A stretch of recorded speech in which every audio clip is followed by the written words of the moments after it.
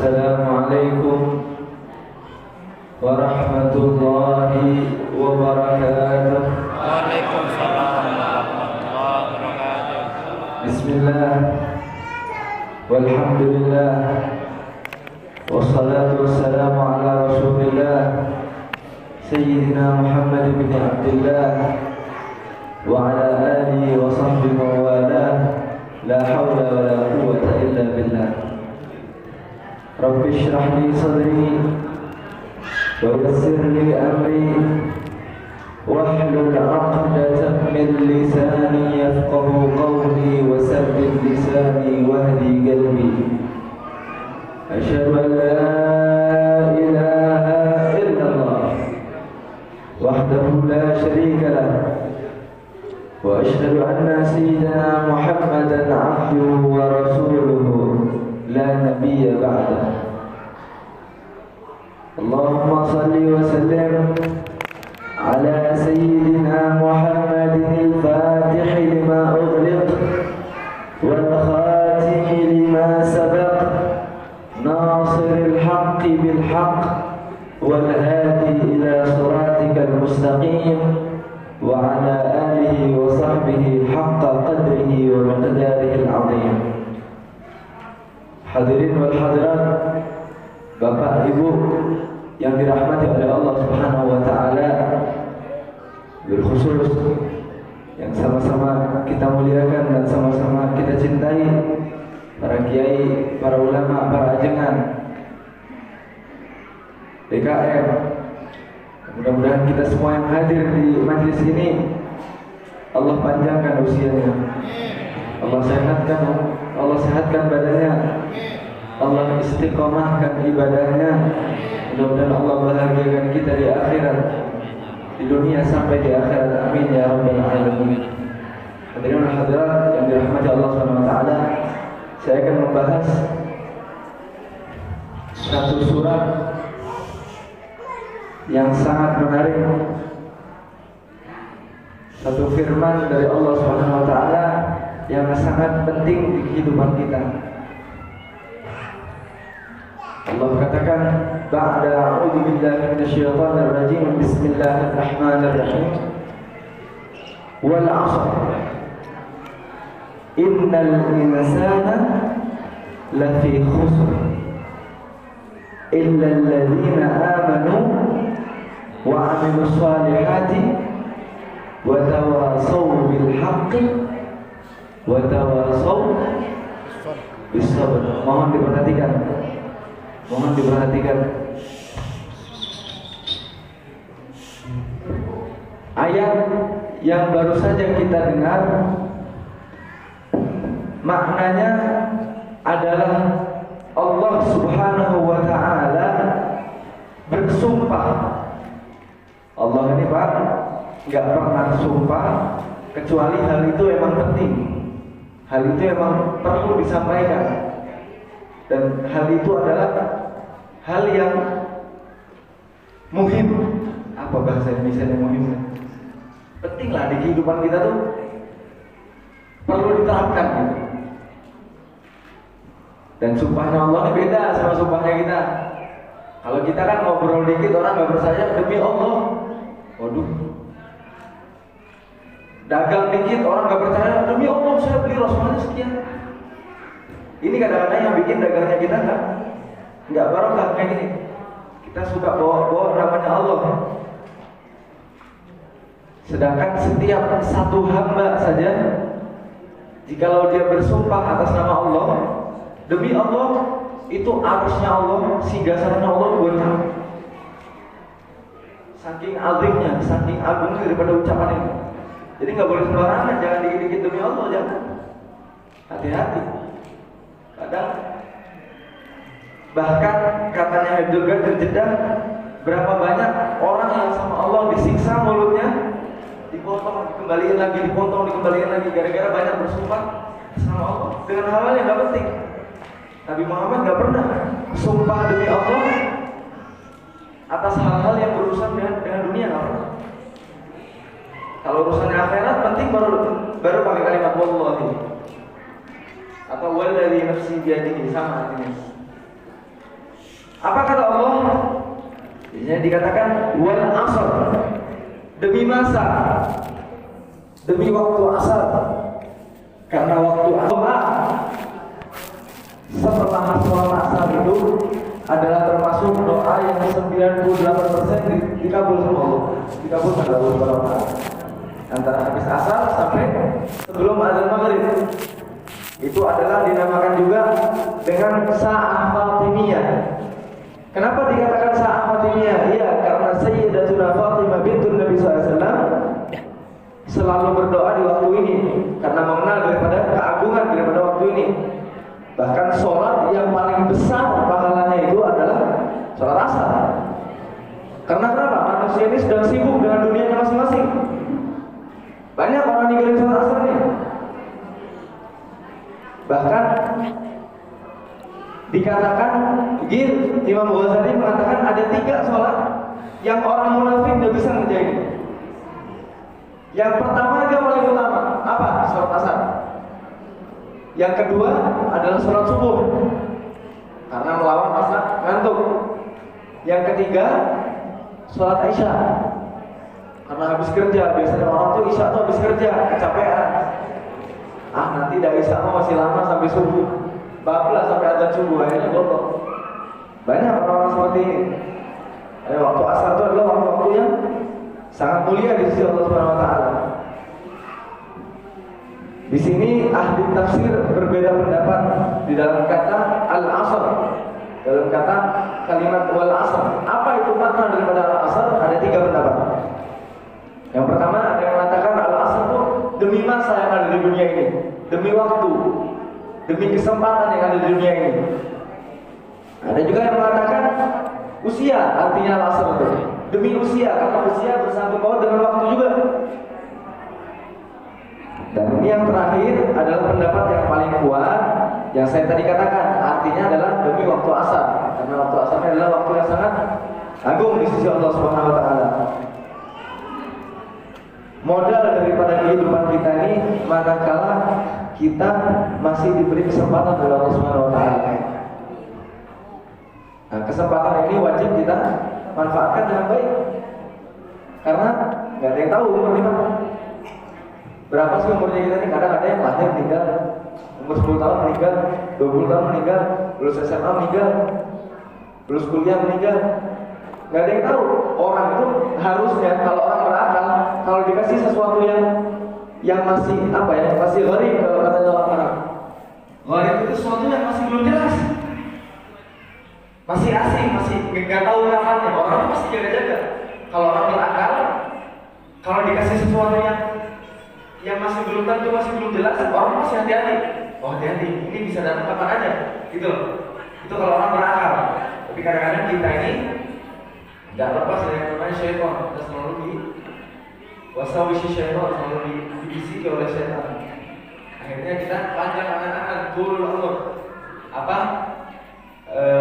Ketika Allah ciptakan manusia itu, malaikat tuh bilang sama Allah, ya Allah, kalau engkau ciptakan kematian di manusia ini, manusia tuh dia tuh gak akan tenang hidup di dunia ini karena selalu kepikiran mati.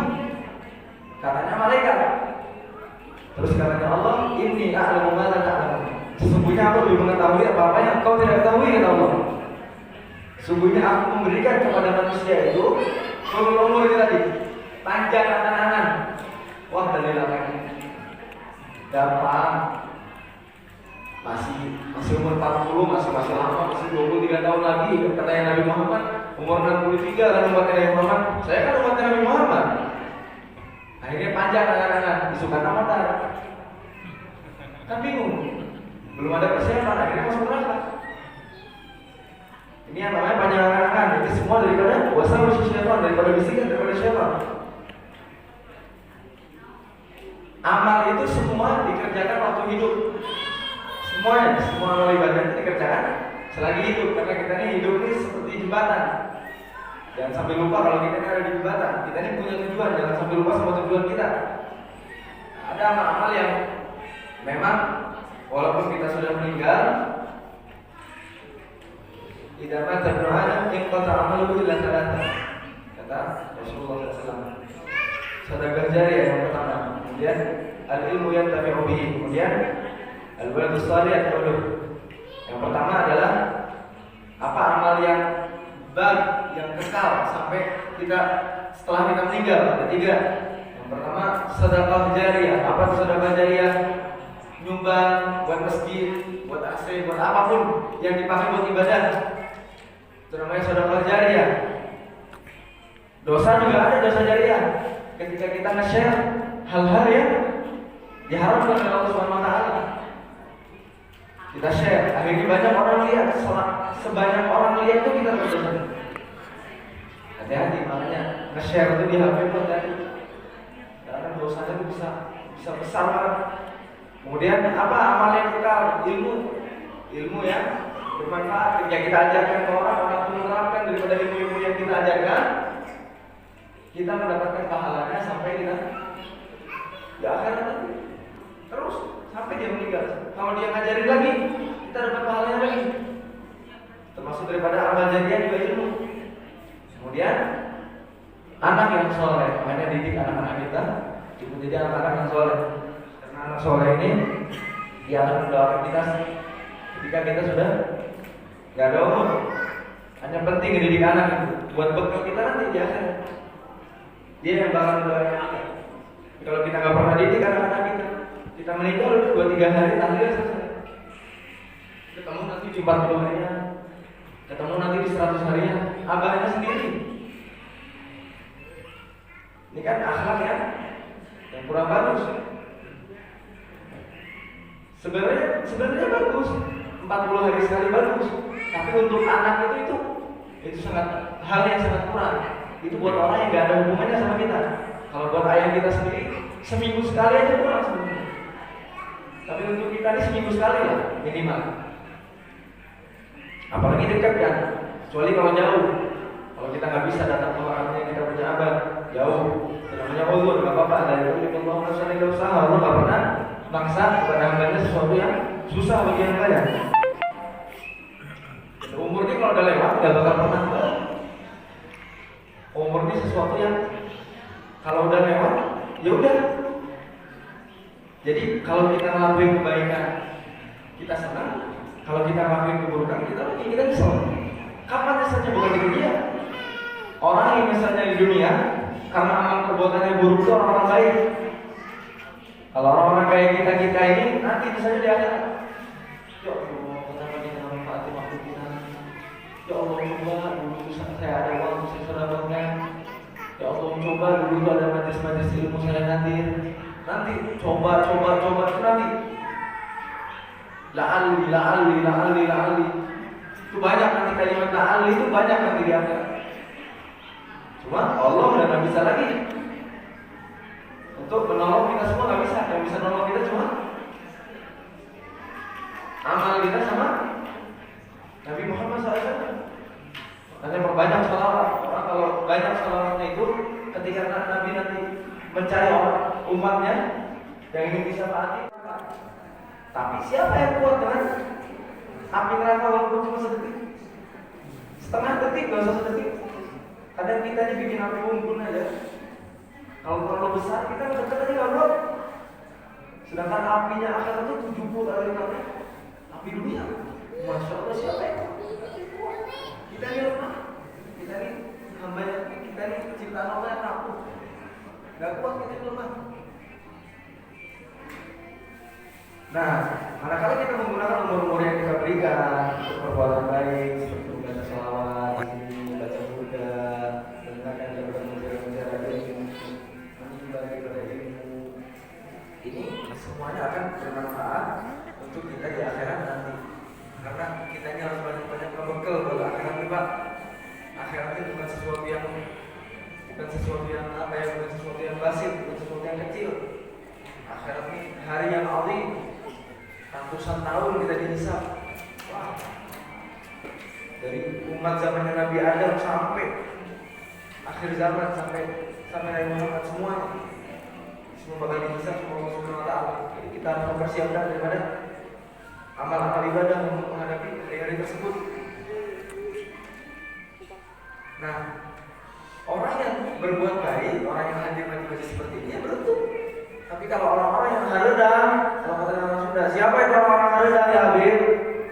Siapa ini orang-orang haredang? Orang-orang haredang adalah orang-orang yang tidak memanfaatkan waktunya untuk beramal ibadah kepada Allah Subhanahu wa taala, tidak mempersiapkan modal yang Allah berikan tadi tidak digunakan dengan baik.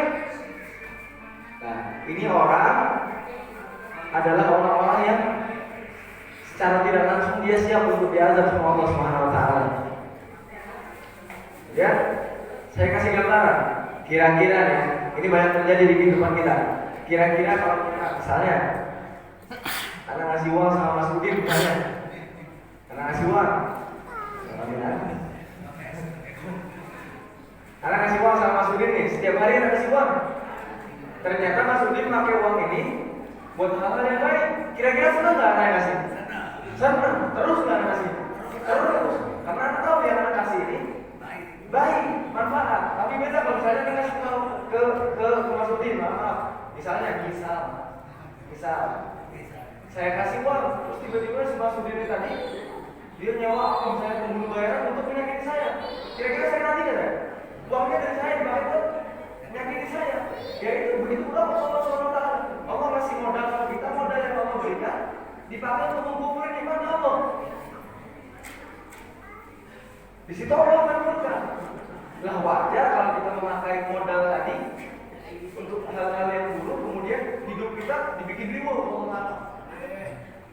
Jangan kaget, kita kenapa? Karena modal yang Allah berikan kita habiskan untuk hal-hal yang tidak bermanfaat, atau bahkan kita habiskan untuk bermaksiat kepada Allah SWT. Gitu loh. Jadi itu semua wajar kalau kita dapat problem masalah dikit, kasih problem dikit sama Allah, hancur. Cara ayah, anak kemana, istri kemana, suami kemana, bisa semua. Rumah kosong. Dikasih problem aja sama Allah, dikasih masalah ya Allah. Kita nih hamba lemah.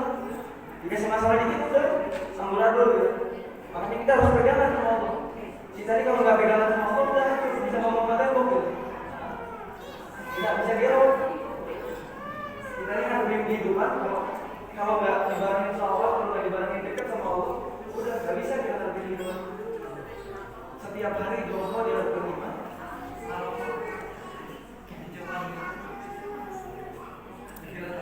pikiran apa? Pikiran bagian istri, bagian motor.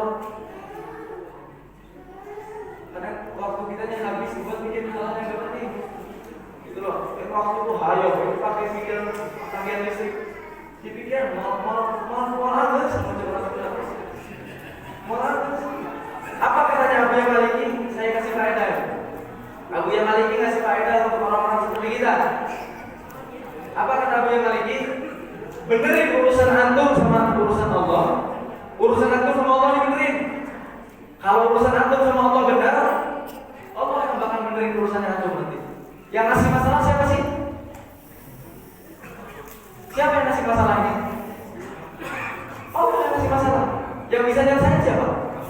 Allah. Kalau kita kepikiran sama Allah, gimana caranya? Apa masalah kita bisa selesai? Gak bisa. Kita harus pegang dulu sama Allah. Kalau muamalah antara kita dan Allah benar, Allah bakal membenerin urusan kita. Pasti, itu sesuatu yang pasti. Kalau enggak berarti ada yang salah di ibadah kita. Kita cek wudhunya kita, gimana wudhunya kita udah benar atau enggak. Kadang-kadang kita ini sholat ratusan rakaat, puluhan rakaat, wudhunya salah, nggak sah. Hal-hal yang harus diperhatikan itu hal-hal yang inti. Gimana caranya kita wudhu, apa hal-hal yang membatalkan wudhu, apa hal-hal yang mewajibkan kita untuk mandi wajib. Kalau kita nggak mempelajari hal-hal ini, gimana kita? Fa'alimun bi'ilmihi lam ya'ala mu'adzabun min qabli 'ubadil watan. Kata Sahih Zubair. Fa'alimun bi'ilmihi lam ya'ala, maka jika ada orang alim, jika ada orang alim bi'ilmihi lam ya'ala, dengan ilmunya tadi dia tidak mengamalkan. Dia tahu misalnya dia tahu wudhu ini sampai sini. Wudhu ini sampai situ kan. Nah, kalau katanya orang fikih itu la yatimul wajib illa bihi fa wajib. Tidak ada sesuatu kewajiban yang kalau dilebihkan itu menjadi kesempurnaan kewajiban tersebut, itu jadi wajib. Jadi kalau sampai siku, wudu kita ini nggak sah. Harus lebih sampai setengah daripada lengan ini. Kalau kita nggak lebihin nggak sah sholatnya kita. Nah ini kita harus ngamalin. Kalau kita nggak ngamalin, mu'adzab min qabla dulu kan kita akan diadab sebelum penyembah berhala. Hati-hati. Adil enggak, adil agama ini nggak main-main. Nabi itu basyir, benar. Nabi itu memberi kabar gembira. Tapi jangan sampai lupa kalau Nabi itu nazir juga. Nabi itu memberi peringatan kepada umatnya. Jangan basyir terus, sadawaya itu basyir terus. Nazir juga perlu. Beruntung orang-orang yang menggunakan waktunya untuk ibadah kepada Allah Subhanahu wa taala. Nah, ibadah ini kalau saya banyak orang yang salah paham dalam ketika saya mengatakan, banyak yang mengatakan ibadah terus pikirnya tuh sholat, puasa, haji. Benar itu semua ibadah, tapi ibadah itu bukan cuma itu. Antum di pasar pun, kalau antum jujur dalam berdagang, at-tujjar itu kalau shadiq dia akan asyhadu yaumil qiyamah.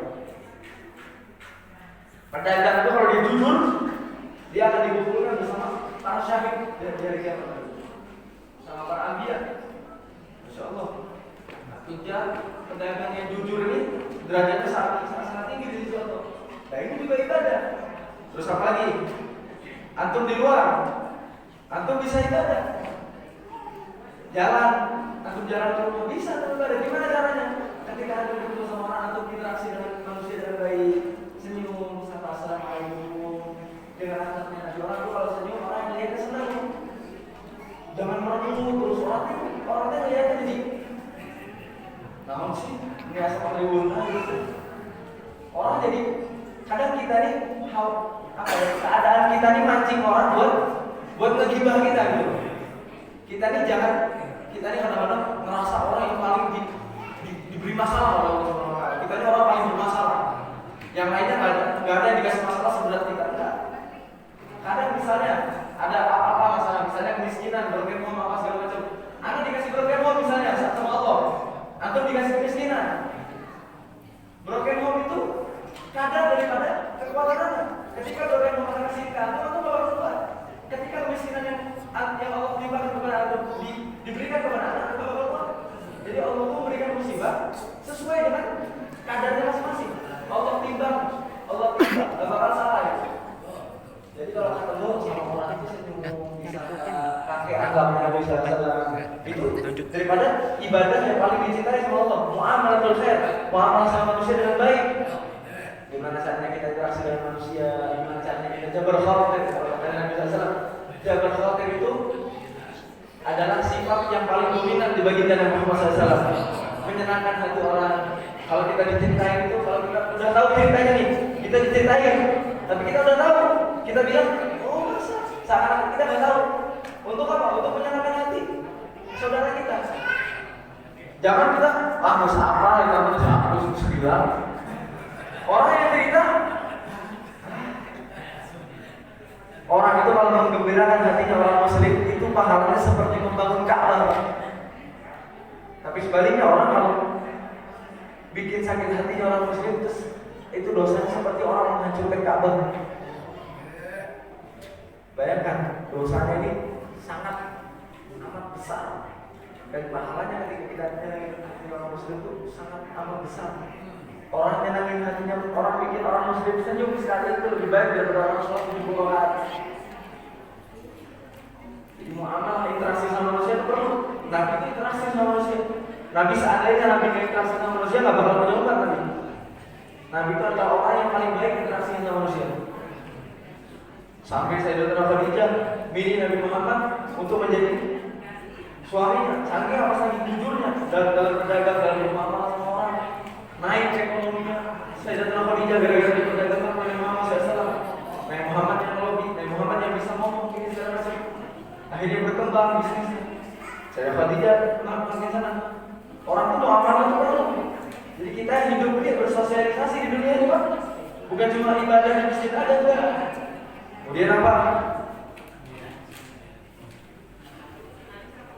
Antum masuk kamar mandi, salah satu antum bisa beribadah kepada Allah Subhanahu wa taala. Gimana kalau antum menjalankan beribadah sunnah-sunnahnya diajarkan oleh baginda Muhammad SAW. Ketika antum masuk kamar mandi pakai kaki kiri, keluar kamar mandi pakai kaki kanan, masuk kubutil khaba'ith. Antum amalkan sunnah-sunnah tersebut, itu antum mendapatkan pahala. Antum di kamar mandi antum dapat pahala. Kurang baik apa agamanya, Bang? Kita di kamar mandi kita kasih pahala. Nggak ada agama sebaik agama Islam, nggak ada. Nggak ada agama serahmat agama Islam, nggak ada. Tapi jangan gara-gara itu, terus kita nih mikir, wah baik, dah cegah mikir ibarat semua bisa di luar, gitu.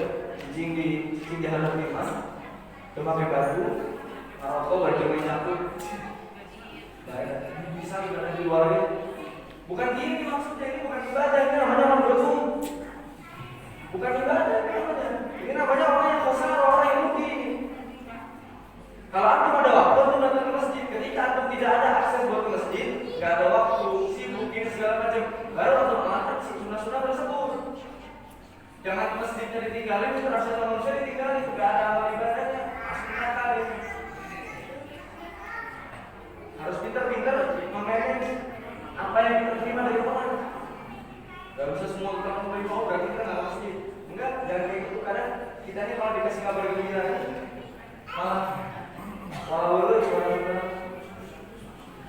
malah liur kalau dikasih kabar gembira terus keenakan, terus melunjak gitu.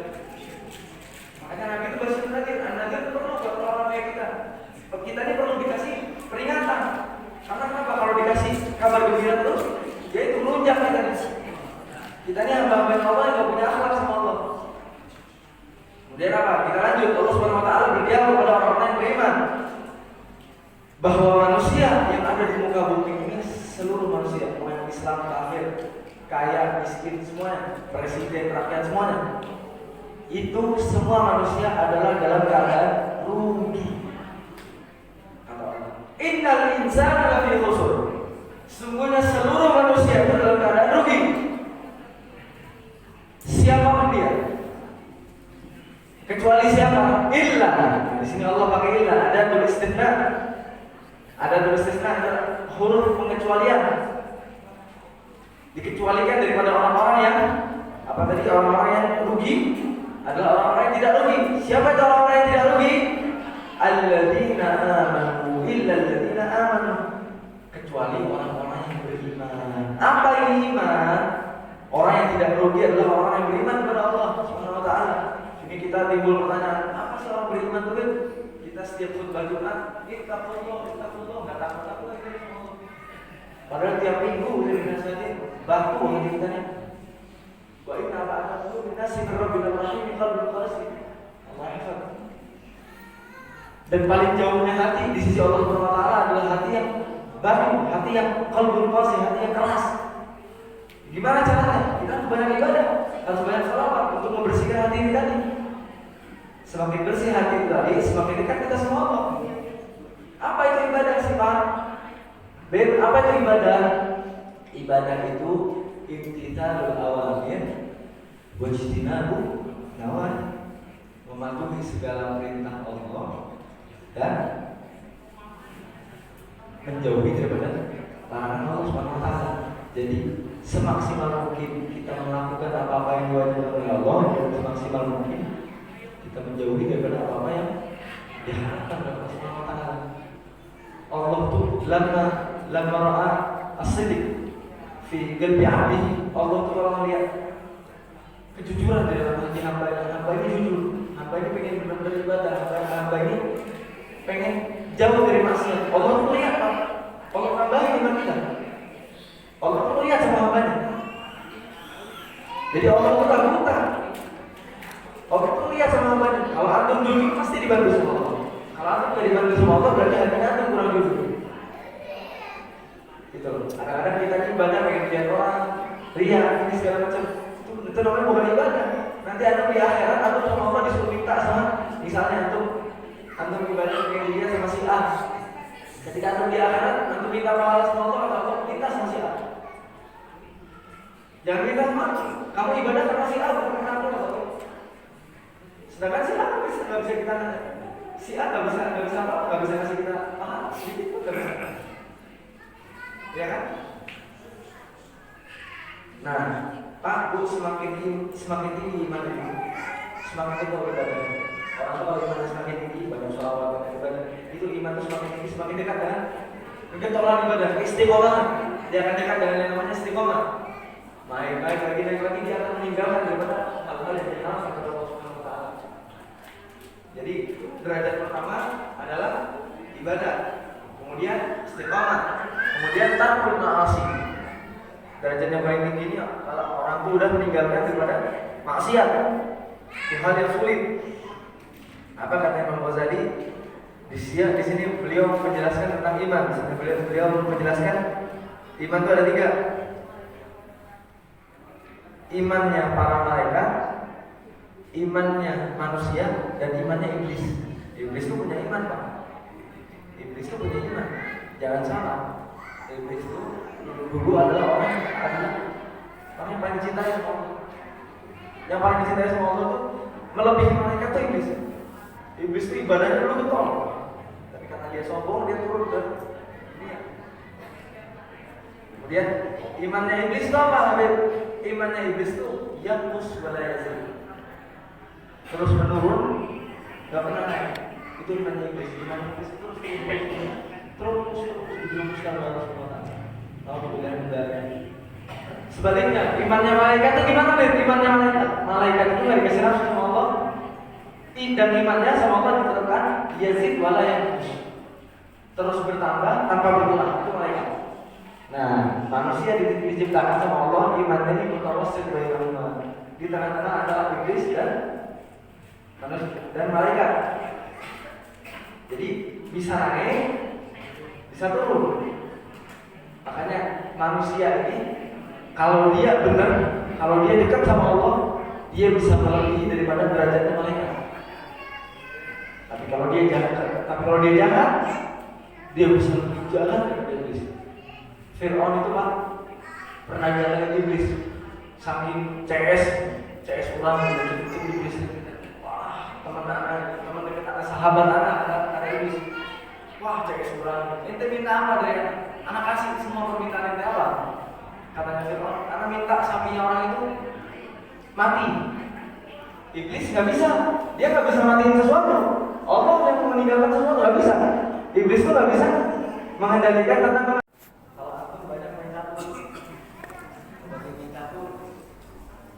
Ngelakuin hal-hal yang tidak bermanfaat. Kenapa saya katakan di sini catur? Kenapa? So ada timbul tanda tanya nggak di otak kamu? Kenapa catur wahai? Karena Nabi Sallallahu Alaihi Wasallam berkata, bersabda, la'anahullah man la'iba satranji. Allah melaknat siapa-siapa yang bermain catur. Baru tahu kan? Ini perlu dikasih tahu. Kalau anda nggak tahu, itu bakal terus. Kenapa Allah haramkan? Karena ini melalaikan. Hukumnya sama seperti kita. Jadi ada sebagian ulama yang memperbolehkan. Itu pun dhaif, pendapatnya mah. Kalau apa? Itu pun kalau misalnya kita darurat, kita main catur nih, kita menang, yang lawan kita ngadat bolehnya. Wah, itu bisa diatur. Kalau sekali ini bener nggak? Sekali ini akhirnya main 2 kali. Setelah main 2 kali dia menang. Terakhir final. Setelah final ternyata kita yang menang. Dia ayo sekali lagi. Terus ini catur ini terus berjam-jam kita bisa main. Kemudian balik Maroko, balik dulu. Wah, berjam-jam. Mau jalanin kuda aja.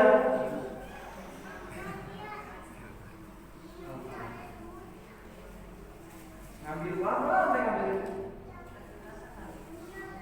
sekarang. Gayanya itu udah kayak profesional. Padahal otak itu goblok. Gayanya udah kayak wah, udah kayak orang paling pintar.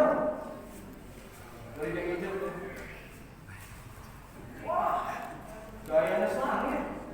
Nggak tahu dia kalau dia lagi kenal sama Allah. Siapa yang bilang? Bukan saya yang bilang. Nabi SAW yang bilang, la'anahullah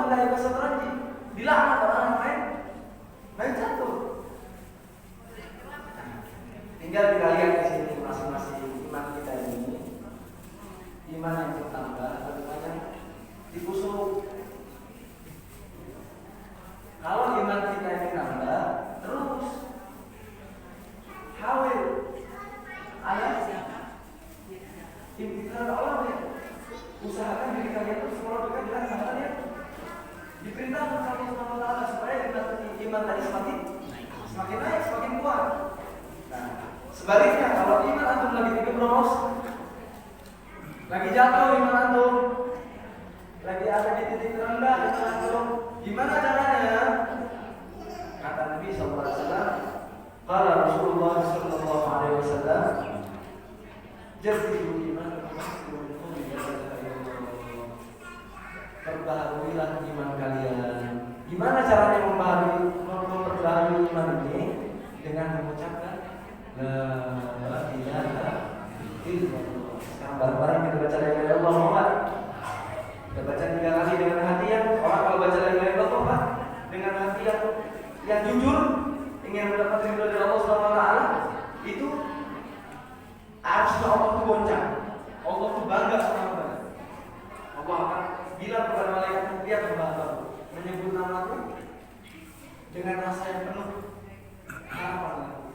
Lihat hamba, dia akan nembongin hambanya kepada malaikat. Ayo bismillah. La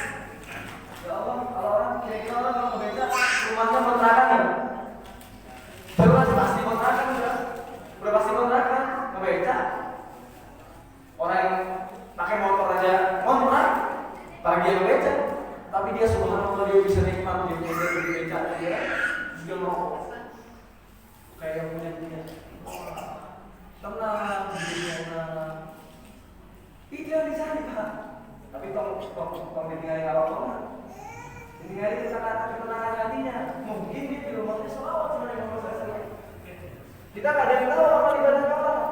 Kadang orang yang tahu sebadan amal ibadahnya jauh lebih banyak dari kita. Cuma kita aja yang nggak tahu. Kadang di khamar ternyata malamnya dia nangis sama Allah Subhanahu wa taala. Kita aja mau. Mana yang lebih yang tatoan ini tadi. Orang tuh Allah tuh lihat ke hatinya, Pak. Bukan ke badannya. Tapi bukan berarti boleh bertato ya. Enggak. Ini yang udah terlanjur. Kadang-kadang orang-orang seperti itu tuh lebih baik. Orang yang baru tobat ya, orang yang baru tobat atau orang yang baru masuk Islam, kadang-kadang ibadahnya juga begitu. Jauh kita kalah, Pak. Kita yang dari kecil Islam kalah. Wah, sebelum azan, 5 menit sebelum azan di masjid, orang-orang malah, oh, ngejar langsung ibadah, Pak. Karena apa? Karena dia tahu dia udah tidak ketinggalan. Kalau kita ini selalu merasa, oh, tidak cukup. Nah, ini kesalahan. Harusnya kita harus selalu merasa kurang dengan yang namanya pahala. Semakin tinggi pahala, semakin banyak pahala kita, semakin dekat kita di surga sama yang Rasulullah. Kata Imam Al-Habsyi, aku tidak ingin masuk surga kalau tidak bersama Nabi Muhammad SAW. Lebih baik kamu masuk neraka. Tidak ada perbedaan masuk surga dan masuk neraka kalau sama-sama tidak bertemu dengan baginda tersebut. Di surga aja diincar ya ketemu sama Nabi Muhammad. Nikmat di surga yang paling besar itu dua. Yang pertama ketemu sama Nabi Muhammad SAW, yang kedua adalah melihat daripada keindahan daripada wajah Allah Subhanahu wa taala. Kapan melihatnya setiap hari Jumat? Mudah-mudahan kita dapat daripada Allah. Dan Allah Subhanahu wa taala dari nanti ya. Kemudian apa kata Allah lanjutkan? Wa tawassaw bil haqqi wa tawassaw bis sabr. Semua orang kata Allah Subhanahu wa taala celaka kecuali orang-orang yang saling menasihati di dalam kesabaran dan saling menasihati di dalam kebaikan. Wa tawassaw bil haqqi. Bil haqq itu kan artinya adalah kebaikan. Wa tawassaw bis sabr, dan saling menasihati tentang kesabaran. Dan juga kita melatih diri kita untuk sabar. Sabar ibadah itu perlu sabar.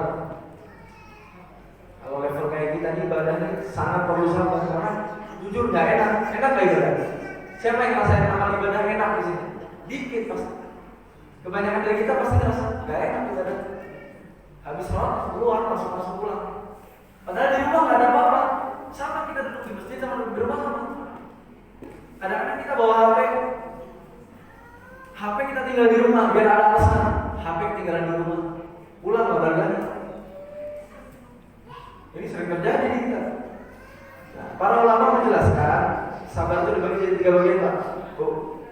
Sabar itu dibagi jadi 3 bagian. Yang pertama sabar yang doa. Sabar ketika menjalankan ketaatan. Untuk orang yang kayak kita ini perlu sabar. Dan ini hamba-hamba rendahan. Kalau kata orang dulu ini kita rendahan. Berapa sih sholat sunatnya kita? 2 rakaat, 4 rakaat, itu pun 4 rakaat itu udah dipuji semua orang. Wah, masya Allah, sebelum sholat 4 rakaat, setelah sholat 4 rakaat. Orang dulu nggak kayak gitu kan, tahajudnya ada ribuan. Imam Ali Zainal Abidin sholat 10.000 rakaat. 10.000 rakaat, bayangin. Gimana nggak senter kakinya tuh? Antum sholat 20 rakaat ya, sholat tarawih aja, udah bangun. Kita nih umat dari Muhammad yang lemah gitu. Gak kayak orang dulu. Orang dulu tuh belajar sampai di atas genteng. Saking gak maunya ngantuk, belajar di atas genteng. Jadi kalau ngantuk langsung jatuh meninggal. Saking kuatnya di dalam imannya. Jadi ngapalin tuh sampai hafal udah. Ada yang menghafal Al-Quran dalam waktu 10 hari. Saking getolnya daripada belajar. Kita ngafalin Al-Quran 2 tahun ngafalnya udah butuh. Masya Allah tahfidz Al-Quran 2 tahun. Masya Allah. Sekarang masih tersisa orang seperti itu ada di negeri Yaman, ada yang berebut, anak bulan dulu namanya Haiful Mahdur. Haiful Mahdur menghafal Al-Quran dalam waktu 3 bulan. Dan antum tanya depan belakang kiri kanan atas bawah semuanya tahu. Antum sebutin ayat apa dilanjutin tahu. Antum tanya ini ayat halaman berapa dia tahu. Ini orang-orang Yaman kata Nabi Muhammad, kata Imam Yaman ma'ruf wa afidah wa alim rumah. Al-Imam Yaman wal hikmah Yaman. Kata Nabi Muhammad, datang kepada kalian orang-orang Yaman. Siapa orang-orang Yaman? Hum al-wa afidah. Mereka adalah sebaik-baiknya hati. Sebaik-baiknya orang yang punya hati itu orang Yaman. Wa alim rumah, dan paling lembutnya hati. Kalau dinasihatin gampang masuk. Dakwahnya Nabi Muhammad kepada orang kafir yang Datang langsung terima, langsung hijrah ya.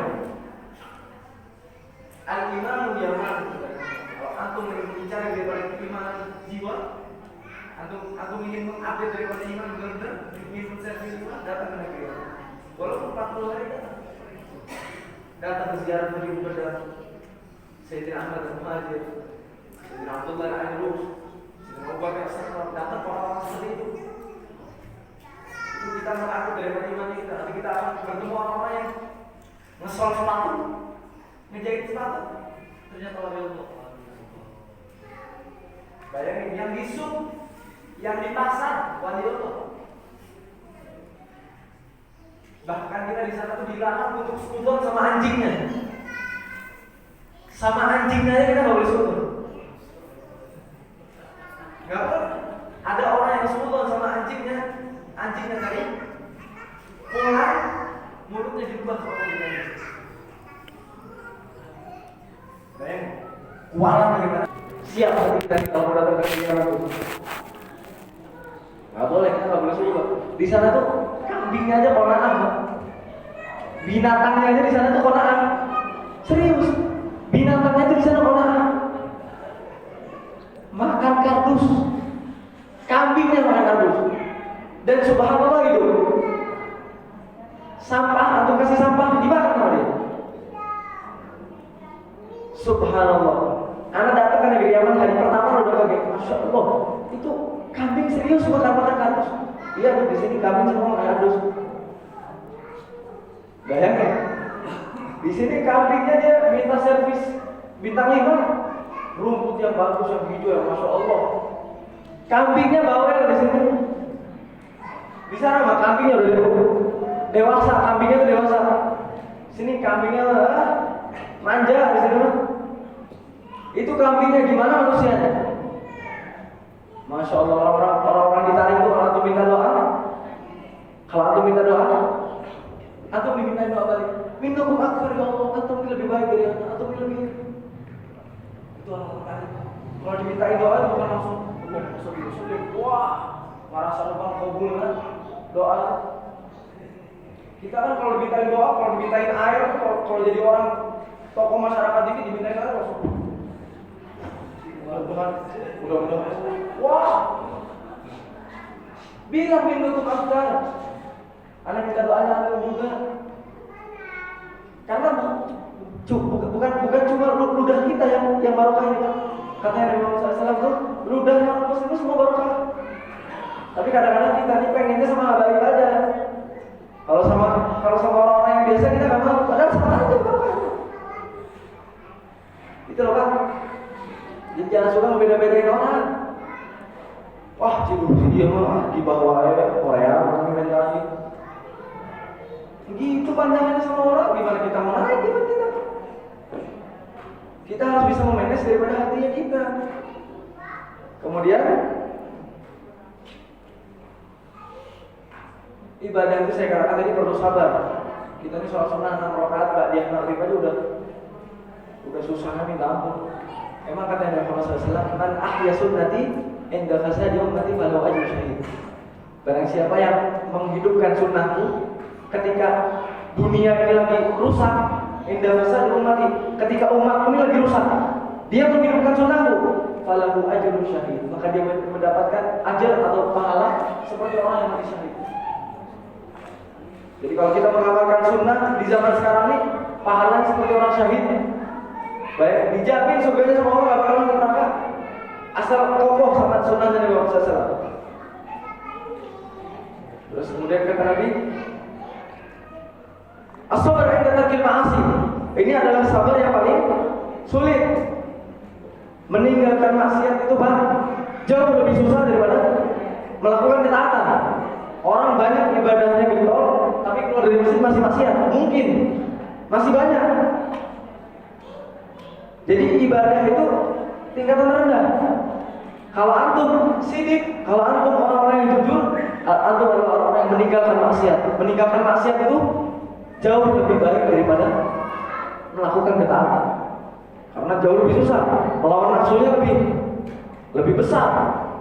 Meninggalkan maksiat itu, antum di dalam rumah dengan barang yang ukurannya 5 inci, atau bisa datangin segala bentuk maksiat.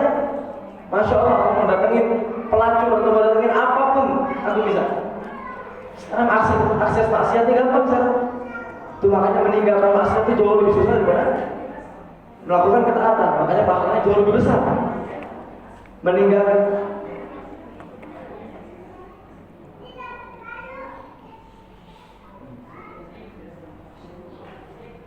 Kemudian apa? Meninggalkan maksiat itu, kita meninggalkan satu daripada maksiat itu, kita mendapatkan 70.000 daripada pahala orang sholat. Masya Allah. Mudah-mudahan apa yang kita dengar bisa kita amalkan. Hal ini mungkin ini aja yang bisa saya sampaikan, dan semua manfaat mudah-mudahan bisa diamalkan. Dan tapi orang hasanah, kita menjadi hamba-hamba Allah yang mana sehat. Kemudian apa yang kita dengar bisa kita amalkan. Wassalamualaikum warahmatullahi wabarakatuh. Anak wakil daripada Abu yang bisa kita alih akan terus nanti berkesenangan di tempat ini karena beliau ada acara di Garut. Mungkin sedikit saja dari saya. Ada pun yang aku berkesenangan.